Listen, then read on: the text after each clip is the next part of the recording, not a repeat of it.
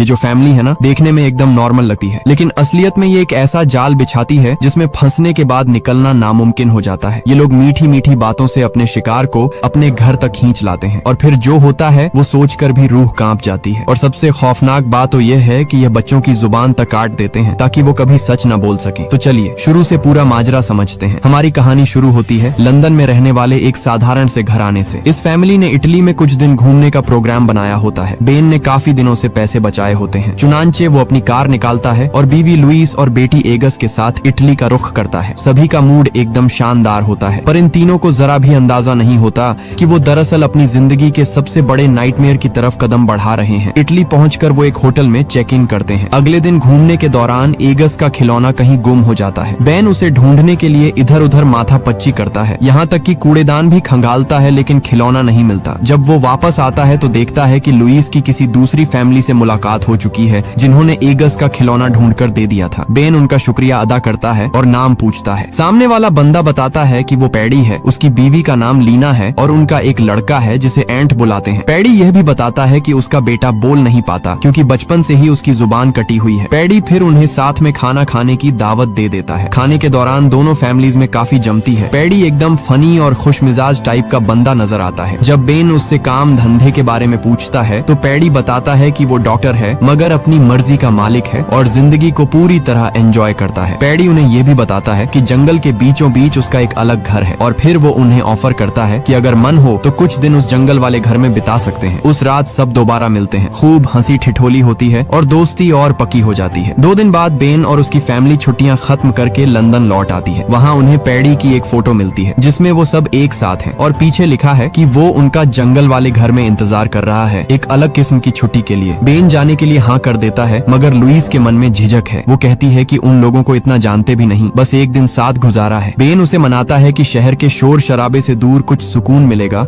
और पैडी ठीक ठाक इंसान लगता है। लुइस के जहन में यह बात खटकती रहती है कि किसी अनजान की सुनसान जगह पर जाना ठीक नहीं, पर बेन की खातिर वो मान जाती है और यही उनकी सबसे बड़ी और महंगी गलती बनने वाली थी। अगले दिन वो रवाना होते हैं और पूरे दिन का सफर करके बड़ी मुश्किल से उस घर तक पहुंचते हैं जो जंगल के काफी भीतर था। वहां पहुंचते ही पैडी और लीना उनका ऐसे स्वागत करते हैं जैसे पुराने यार मिल रहे हों। पैडी बेन को घर का चक्कर लगवाने ले जाता है और लीना लुइस को उनका कमरा दिखाती है। वो बताती है कि एंट और एगस एक ही कमरे में सोएंगे। लुइस को अपनी बेटी को खुद से अलग सुलाना अंदर से चुभता है पर वो कुछ नहीं कहती। रात को सब डिनर पर जमा होते हैं। पैडी की गुफ्तगू से धीरे धीरे यह एहसास होने लगता है कि वो दूसरों पर अपनी बात थोपने का आदी है, मगर बातें इतनी शातिराना होती हैं कि बेन और लुइस कुछ बोल नहीं पाते। डिनर के बाद बेन कचरा बाहर फेंकने जाता है, तभी एंट अचानक उसके पीछे आ जाता है। बेन थोड़ा चौंक जाता है और पूछता है क्या हुआ। एंट मुंह खोलकर अपनी कटी हुई जुबान दिखाता है जैसे कोई खास इशारा कर रहा हो, पर बेन की समझ में कुछ नहीं आता। तभी पैडी वहाँ टपक जाता है और एंट पर झल्लाते हुए उसे तुरंत ऊपर कमरे में जाने का हुक्म देता है। इसके बाद दोनों बच्चों को एक साथ सुला दिया जाता है। पैडी उन्हें बताता है कि उसने घर में इंटरनेट जानबूझकर बंद रखा है ताकि दुनिया के झंझटों से दूर रह सके। बेन कहता है चलो कोई बात नहीं, कम से कम लैंडलाइन तो होगा, पर पैडी बताता है कि वो भी बंद है, मतलब यह लोग बाहरी दुनिया से पूरी तरह कट चुके थे। लुइस को यह सुनकर भीतर से डर लग जाता है पर चेहरे पर जाहिर नहीं होने देती। कमरे में आकर वो बेन से कहती है कि इन लोगों पर उसका दिल गवाही नहीं दे रहा, अगर कुछ उल्टा सीधा हो गया तो किसी को खबर तक नहीं लगेगी। बेन उसे समझाता है कि सभी का रहन सहन अलग होता है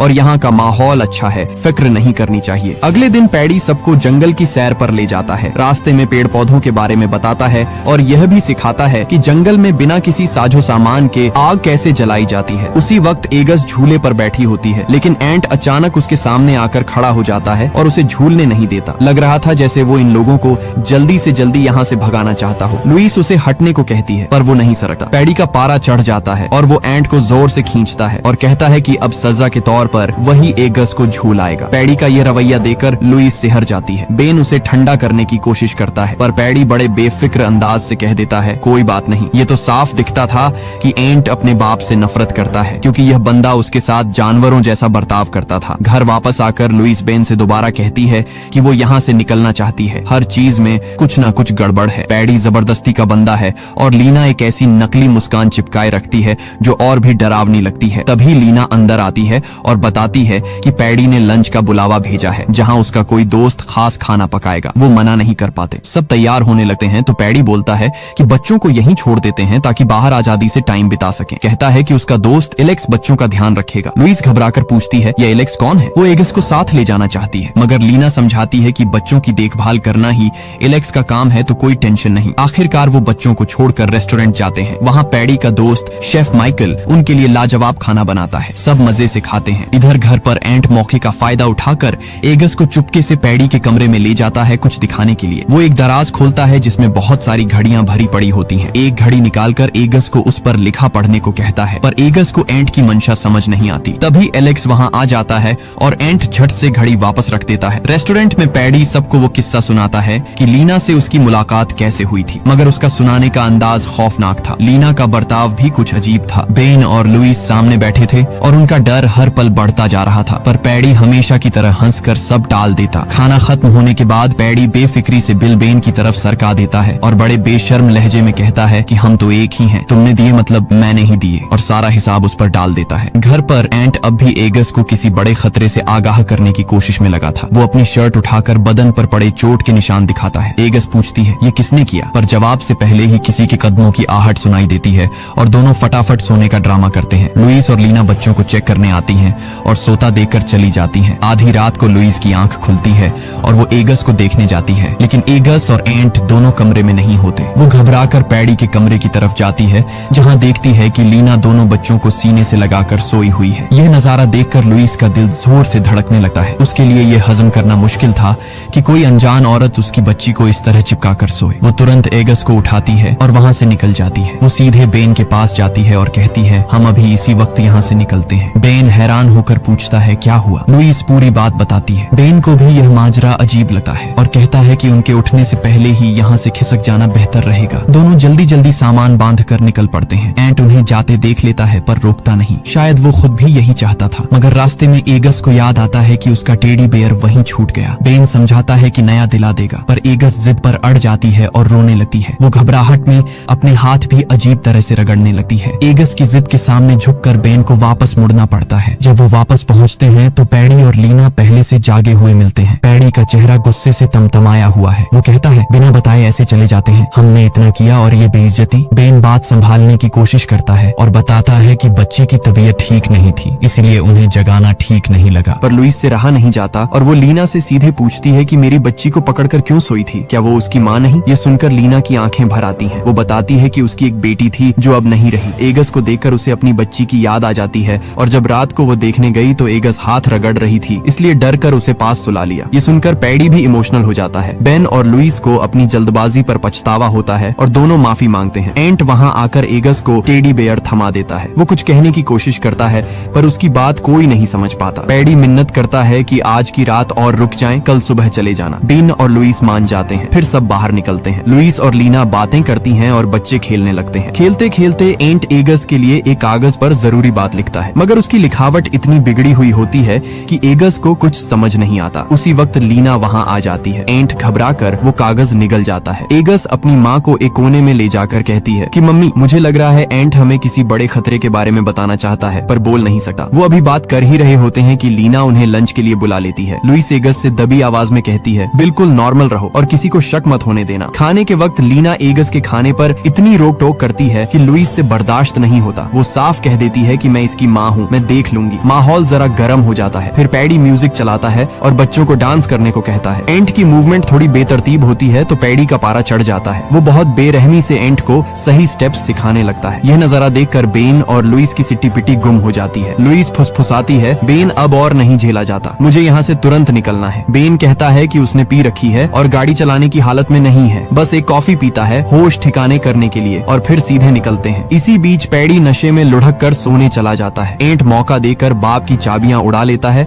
और एगस को खेलने का बहाना बनाकर बाहर ले जाता है। वो जानबूझकर बॉल एक पुरानी कोठरी की तरफ फेंकता है। जब दोनों कोठरी के अंदर जाते हैं तो एंट जमीन में बना एक गुप्त दरवाजा खोलता है। अंदर का नजारा देखकर एगस के पैरों तले जमीन खिसक जाती है। वहाँ ढेरों सूटकेस और लोगों का सामान बिखरा पड़ा होता है। दरअसल पैडी एक सीरियल किलर था जो कई फैमिलीज को तबाह कर चुका था। एंट उसे एक फोटो एल्बम दिखाता है जिसमें हर तस्वीर में पैडी और लीना किसी नए बच्चे के साथ हैं। इनका तरीका यह था कि माँ बाप को रास्ते से हटाओ, बच्चे को अपना बनाकर रखो और जब नया बच्चा मिले तो पुराने का बुरा हाल करो। एगस को उस एल्बम में एंट के असली माँ बाप की तस्वीर भी मिलती है। एंट इशारों और लिखकर बताता है कि उसके माँ बाप को पैडी ने मारा था और उसकी जुबान भी पैडी ने ही कैंची से काटी थी ताकि वो किसी को सच ना बता सके। फिर वो एगस को समझाता है कि पैडी अब उसके मम्मी पापा को भी मारेगा और एगस की जुबान काट कर उसे अपने पास रखेगा। एगस फटाफट फोन निकालकर उन सारी तस्वीरों की फोटो खींच लेती है और दोनों वहाँ से बाहर आ जाते हैं। एंट जल्दी से चाबी वापस रखने ऊपर जाता है तो देखता है पैडी जाग गया है। एंट का दिल बैठ जाता है क्योंकि पकड़े जाने का मतलब था मौत। वो चाबी पीठ के पीछे छुपाता है और पैडी को गले लगाकर कहता है, पापा क्या आप मुझे अपनी पीठ पर बिठाएंगे? पैडी मान जाता है और जैसे ही झुकता है एंट चालाकी से चाबी वापस उसकी जगह टांग देता है। नीचे आकर पैडी बेन और लुइस से अपने बर्ताव की माफी मांगता है और नशे का बहाना करता है। इतने में एगस अपनी माँ के पास आती है और पेट दर्द का नाटक करती है। लुइस उसे लेकर अंदर जाती है जहाँ एगस फोन में सारी तस्वीरें दिखाकर पूरी सच्चाई बता देती है। लुइस के होश फाख्ता हो जाते हैं। वो यकीन नहीं कर पाती कि वो किन दरिंदों के जाल में फंसी हुई है। वो फौरन बेन को बुलाती है और उसे सब कुछ समझा देती है। उधर पैडी की नजर कोठरी के उस लॉक पर पड़ती है जो थोड़ा ढीला रह गया था और उसे भनक लग जाती है कि एंट ने कुछ गड़बड़ की है। बेन और लुइस प्लान बनाते हैं कि बिना किसी को बताए यहाँ से निकल जाएंगे। लुइस को एक चाकू मिलता है जिसे वो अपने पास छुपा लेती है। पैडी आवाज देता है तो वो डर को अंदर दबाकर बिल्कुल नॉर्मल दिखने की कोशिश करते हैं। लुइस कहती है कि एगस की तबीयत काफी खराब है और अभी डॉक्टर के पास जाना जरूरी है। पैडी मुस्कुराते हुए कहता है, ठीक है जाइए। वो लोग गाड़ी की तरफ दौड़ते हैं ताकि जान बचा सके, पर वहाँ पहुंचकर उनकी सांस अटक जाती है। टायर पंक्चर था। निकलने की कोशिश जारी थी पर पैडी ने उन्हें रोक लिया और बोला, ऐसे कैसे जाओगे? क्या मैं अच्छा नहीं हूँ? मैं खुद ठीक करूंगा। पैडी बेन को गोदाम में टूल्स लेने के लिए साथ बुलाता है। बेन का दिल कांप रहा था कि कहीं पैडी अंदर कुछ कर ना दे। वो पूरी नजर रखता है हर हरकत पर। पैडी वेल्डिंग का सामान निकालकर टायर ठीक करता है और इतना शानदार काम करता है कि बेन और लुइस को लगता है शायद अब निकल जाएंगे, लेकिन जाते जाते पैडी फिर रोक लेता है। वो कहता है, एक बार देख लो, एगस का टेडी बेयर साथ है ना? एगस बताती है वो फिर से भूल गई। पैडी ऊपर इशारा करके मजाक में कहता है कि देखो वहाँ इतनी ऊंचाई पर कैसे पहुँच गया, क्या ये जिंदा है? बेन कहता है कोई बात नहीं, नया ले लेंगे, पर पैडी नहीं मानता और कहता है बच्ची का खिलौना मिलना जरूरी है। वो लंबी सीढ़ी लाता है और बेन से कहता है तुम ऊपर जाओ, मुझे ऊंचाई से डर लगता है। बेन मजबूरी में चढ़ने लगता है। उसका दिल अटका हुआ था क्योंकि पैडी पर जरा भी भरोसा नहीं था। एक पल पैर फिसला पर बेन ने संभाल लिया, टेडी बेयर उठाया और जल्दी नीचे उतर आया। जाते वक्त एगस दबे पांव एंट से कहती है, डरना मत, हम तुम्हें यहाँ छोड़कर नहीं जाएंगे। बेन सोचता है कि एंट को साथ निकाल ले जाएगा। वो एंट से कहता है, बेटा जाओ, हमारे लिए बाहर का गेट खोल दो। प्लान था कि एंट गेट खोले और वो उसे गाड़ी में बिठाकर भाग जाए, पर पैडी इतना चालाक था कि बोला, अरे मेहनत क्यों, मैं रिमोट से खोल देता हूँ। गेट खुल गया और बेन के पास बिना एंट के निकलने के सिवा कोई चारा नहीं था। भारे दिल से एंट को वहीं छोड़कर गाड़ी आगे बढ़ाई, पर साइड मिरर में देखते ही होश उड़ गए। पैडी ने गुस्से में एंट को उठाकर पानी में फेंक दिया था। बेन तुरंत गाड़ी रोककर एंट को बचाने कूद जाता है जो बमुश्किल सांस ले रहा था, पर जब एंट को बाहर निकाला तो देखा कि पैडी और लीना ने लुइस और एगस को दबोच लिया है और उन्हें बांधकर गोदाम में ले जा चुके हैं। पैडी अब अपना असली चेहरा दिखाता है। लुइस से कहता है कि बैंक अकाउंट का सारा पैसा उसके नाम कर दे। धमकी देता है कि बेन, लुइस और एंट तीनों को खत्म कर देगा और एगस की जुबान काटकर अपने पास रखेगा। वो एक नींद का इंजेक्शन निकालता है ताकि एगस बेहोश हो जाए और अपने माँ बाप का कत्ल ना देखे, लेकिन लुइस मौका देकर छुपाया हुआ चाकू निकालती है और पैडी के चेहरे पर वार कर देती है। वो झट से लीना से बंदूक छीन लेती है और एगस चुपके से वो इंजेक्शन उठाकर अपने पास रख लेती है। वहाँ से भागते वक्त लीना गिड़गिड़ाने लगती है कि मुझे भी साथ ले चलो वरना यह मुझे मार देगा, पर उन्होंने लीना पर भरोसा नहीं किया और उसे पैडी के साथ अंदर बंद करके गाड़ी की तरफ भागे। लगा अब बच गए, पर उसी वक्त शेफ माइकल अपनी गाड़ी लेकर आ धमका और गोलियां चलाने लगा। मजबूरन वो वापस घर के अंदर घुसे और दरवाजे खिड़कियां बंद कर ली। माइकल गोदाम का दरवाजा खोलता है तो पैडी को लहूलुहान पाता है। पैडी उसे बताता है कि सब घर के अंदर हैं। दोनों मिलकर प्लान बनाते हैं कि घर पर धावा बोलेंगे और सबको खत्म करेंगे, बस एगस को जिंदा रखेंगे। घर के अंदर बेन का हौसला टूटने लगता है, पर लुइस उसे हिम्मत बंधाती है। बेन के दिमाग में एक तरकीब आती है। कहता है कि शराब की बोतल से देसी बम बनाते हैं और कोठरी की छत पर फेंकते हैं। छत घास फूस की थी इसलिए धुआं उठेगा और शायद कोई रेस्क्यू टीम आ जाए। वो बोतल जलाकर फेंकते हैं पर वो फिसलकर पैडी की गाड़ी पर गिरती है और धमाके के साथ गाड़ी जलने लगती है। इसके बाद बच्चों को सेफ जगह छुपाकर असली जंग शुरू होती है। माइकल सीढ़ी लगाकर छत के रास्ते घुसने की कोशिश करता है। पैडी और लीना अलग अलग दरवाजों से रास्ता तलाश रहे हैं। बेन को ऊपर आहट मिलती है और वो वहाँ चला जाता है। नीचे लुइस पैडी और लीना के बीच फंस जाती है। पैडी एक कमरे का दरवाजा तोड़ने लगता है जहाँ लुइस थी। लुइस होशियारी से उसके हाथ में कांटा चुभो देती है और भाग जाती है। पैडी पागलों की तरह गुस्साता है और दरवाजा तोड़कर लीना के लिए रास्ता बना देता है। ऊपर माइकल खिड़की से अंदर आ जाता है। बेन वहाँ छुपा सही वक्त का इंतजार कर रहा था। उधर पैडी किसी भी हाल में लुइस को नहीं छोड़ना चाहता। जैसे ही वो बाथरूम में घुसता है लुइस खौलता पानी उस पर फेंक देती है जो उसकी स्किन झुलसा देता है। लुइस बच्चों को लेकर भाग जाती है। उधर बेन माइकल को सामने देखकर कांप रहा होता है, पर दिल मजबूत करके हथौड़े से हमला करता है, मगर माइकल भारी पड़ता है और बेन की जबरदस्त पिटाई करके उसे जमीन पर लेटा देता है। माइकल बेन की आंख में कांच घोंपने ही वाला होता है कि लुइस सही वक्त पर पहुंचकर माइकल के सिर पर हथौड़ा जड़ देती है और वो वहीं ढेर हो जाता है। अब सब उसी खिड़की से निकलने की कोशिश करते हैं, एक एक करके बाहर आते हैं, पर जैसे ही नीचे उतरने लगते हैं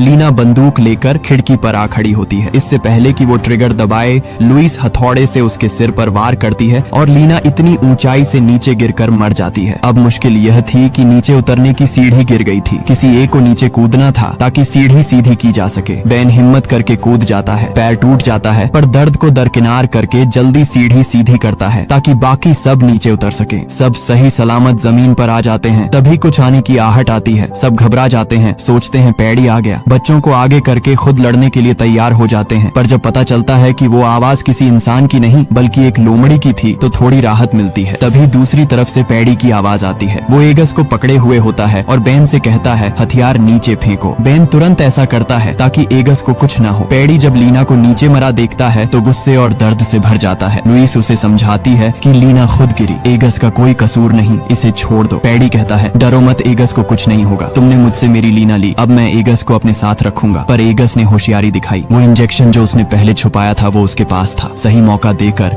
उसने वो इंजेक्शन पैडी की टांग में घोंप दिया और भागकर माँ के पास आ गई। पैडी को चक्कर आने लगे, पूरी बॉडी सुन पड़ गई और वो बेहोश होकर गिर गया। लुइस और बेन बच्चों को लेकर निकलने ही वाले थे, पर एंट के दिल में पैडी के लिए जो नफरत और गुस्सा सालों से धधक रहा था वो उस वक्त भड़क उठा। उसे याद आया कि इसी आदमी ने उसके असली माँ बाप को मारा था और उसकी जुबान काटी थी। एंट ने एक भारी पत्थर उठाया और बेहोश पैडी के सिर पर तब तक मारता रहा जब तक सब खत्म नहीं हो गया। आखिर में वो सब एंट को भी साथ लेकर जाते हैं और उसे अपना बेटा मान लेते हैं, बिल्कुल एगस जैसा। पर एंट की आंखों में आंसू थे क्योंकि दुनिया में कोई उसके असली माँ बाप की जगह नहीं ले सकता। इसी दर्द भरे मोड़ पर फिल्म खत्म होती है। जय